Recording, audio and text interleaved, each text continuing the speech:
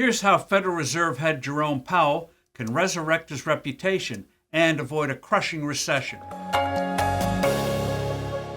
Hello, I'm Steve Forbes, and this is What's Ahead, where you get the insights you need to better navigate these turbulent times. The Federal Reserve Board meets this week. A big boost in interest rates is a foregone conclusion, but afterwards, Fed boss Jerome Powell should take a hard look at what is actually unfolding in the economy, as well as his own assumptions about monetary policy. He can still salvage his crumbling reputation. He was recklessly late in fighting the inflation plaguing us today. Now he's making the opposite mistake. He's overdoing it, thereby plunging us into an unnecessarily severe downturn. No wonder Powell's prestige is crashing faster than the stock of Facebook's parent, Meta Platforms. Even when the pandemic eased and the economy was briskly recovering, the Fed continued to print money at a manic pace.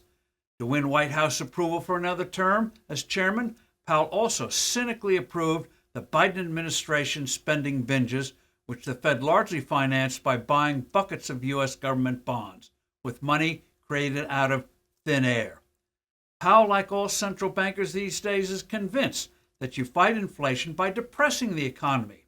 A recession will take the pressure off prices, but it doesn't deal with the real root cause of inflation, which is lowering the value of the dollar, usually by printing too many of them. And we're heading for a downturn. What Powell and his cohorts can't comprehend is that there always is a time lag between a change in monetary policy and when it impacts the economy.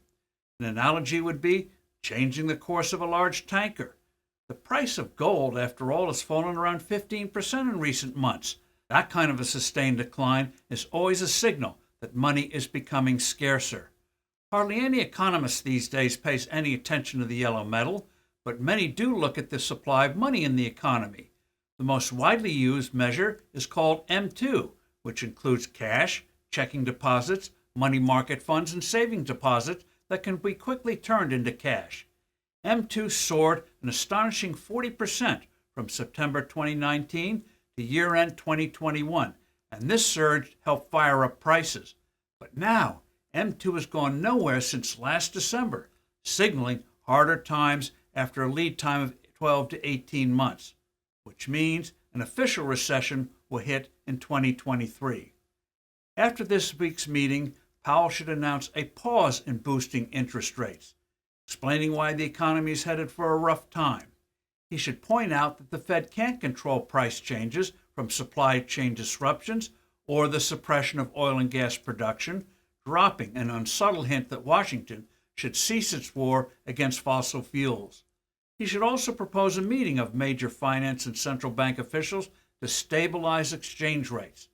Volatility hurts trade, which further depresses economy. Let's hope Jerome Powell finally gets together a positive act. I'm Steve Forbes. Thanks for listening. Do send in your comments and suggestions. I look forward to being with you soon again.